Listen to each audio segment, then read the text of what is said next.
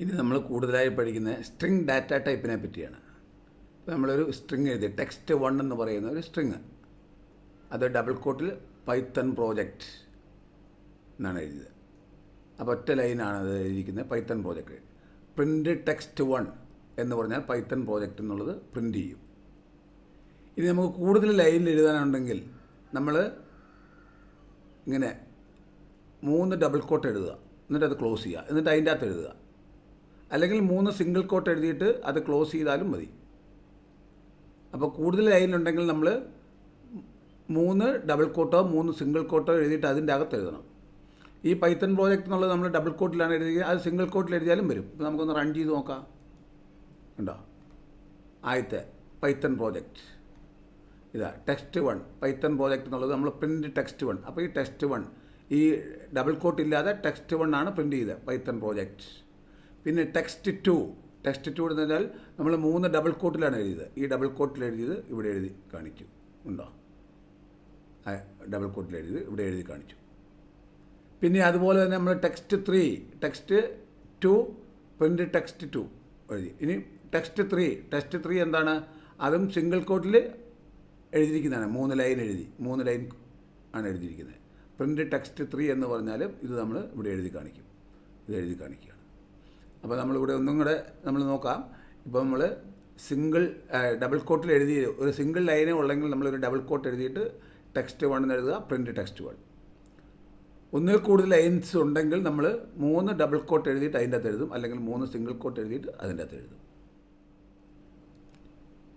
ഇനി നമ്മൾ സ്ട്രിങ്ങിനെ പറ്റി കൂടുതൽ പഠിക്കുകയാണ്. String work as an array, ഒരു അറേ പോലെയാണ് സ്ട്രിങ് വർക്ക് ചെയ്യുന്നത്. ഇപ്പോൾ നമ്മൾ ടെക്സ്റ്റ് 1 ഡബിൾ കോട്ടിൽ വിമൽ ജ്യോതി എന്ന് എഴുതി. അപ്പോൾ ഇതിനൊക്കെ ഓരോ ഇൻഡെക്സ് ഉണ്ട്. ഈ ആദ്യത്തെ വിയുടെ ഇൻഡെക്സ് 0 0യിലാണ് തുടങ്ങുക. 0 1 ഐയുടെ 1 അങ്ങനെയാണ്.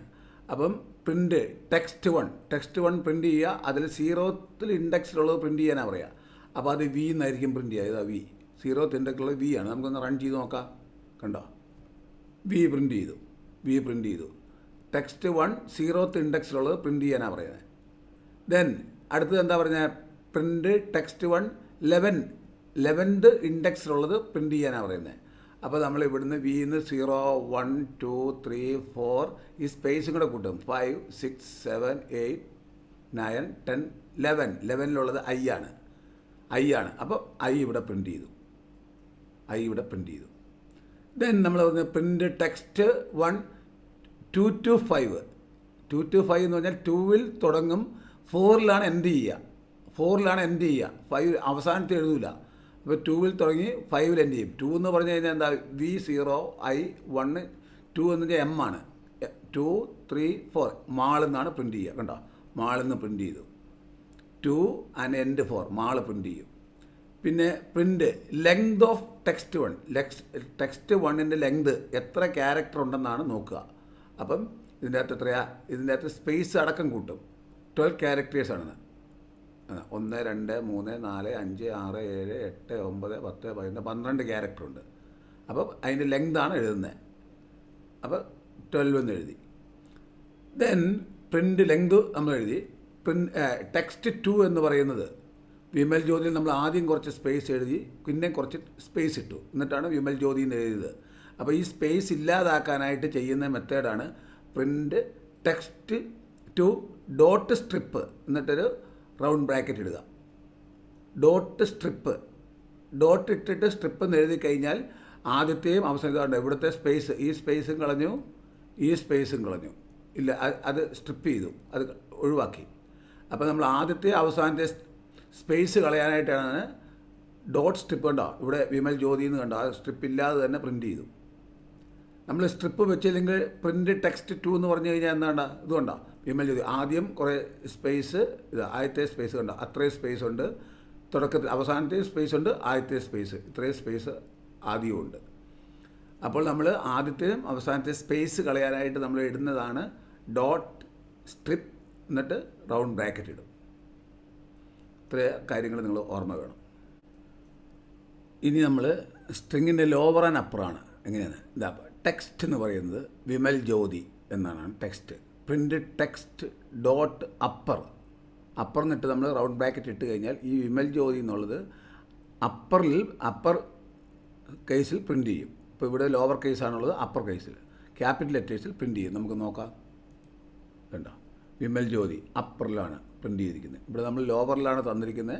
അപ്പോൾ ടെക്സ്റ്റ് ഡോട്ട് അപ്പർ നമ്മൾ ആ സ്ട്രിങ്ങിൻ്റെ നെയിം ഇട്ടിട്ട് ഡോട്ട് ഇട്ടിട്ട് അപ്പർ എന്ന് എഴുതി കഴിഞ്ഞാൽ ആ സ്ട്രിങ് അപ്പർ പ്രിൻ്റ് ചെയ്യും, ക്യാപിറ്റൽ ലെറ്റേഴ്സ് പ്രിൻ്റ് ചെയ്യും. ഇനി ഇവിടെ നോക്കുക, text 1 Vimal Jyothi engineering college എന്നുള്ളതാണ്. അത് ക്യാപിറ്റൽ ലെറ്റേഴ്സിലാണ് പ്രിൻ്റ് ചെയ്തിരിക്കുന്നത്. അപ്പം ടെക്സ്റ്റ് 1 ക്യാപിറ്റൽ ലെറ്റേഴ്സിലാണ്. അത് ടെക്സ്റ്റ് 1 ഡോട്ട് ലോവർ എന്ന് പറഞ്ഞാൽ ഇതെല്ലാം സ്മോൾ ലെറ്ററിൽ പ്രിൻ്റ് ചെയ്യും. ഇതുണ്ട്, ഇത് ടെക്സ്റ്റ് 1 ഇതുണ്ട്, Vimal Jyothi engineering college small ലെറ്ററിലാണ് പ്രിൻ്റ് ചെയ്തിരിക്കുന്നത്. സ്മോൾ ലെറ്ററിൽ പ്രിൻ്റ് ചെയ്തു. ദെൻ നമുക്കിനി ടെക്സ്റ്റ് 1 എന്ന് പറഞ്ഞാൽ വിമൽ ജ്യോതി എഞ്ചിനീയറിംഗ് കോളേജ്, ഇതാണ് ടെക്സ്റ്റ് 1. ഇതിൽ നമ്മൾ പ്രിൻ്റ് ടെക്സ്റ്റ് 1 ഡോട്ട് റീപ്ലേസ് ചെയ്യണം. ഈ എല്ലാം എ ആയിട്ട് റീപ്ലേസ് ചെയ്യണം. അപ്പോൾ വിമൽ ജ്യോതി എഞ്ചിനീയറിംഗ് കോളേജിൽ ഈ എ ആവും, ഇവിടുത്തെ ഇയും എ ആവും, ഇയും എ ആവും, ഈ എല്ലാം എ ആവും. നമുക്ക് നോക്കാം. ഇതരാം, വിമൽ ജ്യോതി എഞ്ചിനീയറിംഗ് എന്നുള്ള ENG എന്നുള്ളത് ANGG ആയി, കോളേജ് എന്നുള്ള COLLE എന്നുള്ളത് A ആയി, GA. അപ്പം ഈ റീപ്ലേസ് ഉപയോഗിച്ച് നമ്മൾ ഏതാണോ റീപ്ലേസ് ചെയ്യുന്നത് ആ ലെറ്റർ ആദ്യം കൊടുക്കുക, കോമ ഇട്ടിട്ട് രണ്ടാമത്തെ ലെറ്റർ കൊടുക്കുക. ആദ്യത്തെ ലെറ്ററും രണ്ടാമത്തെ ലെറ്ററും ഡബിൾ കോട്ടിൽ കൊടുക്കണം.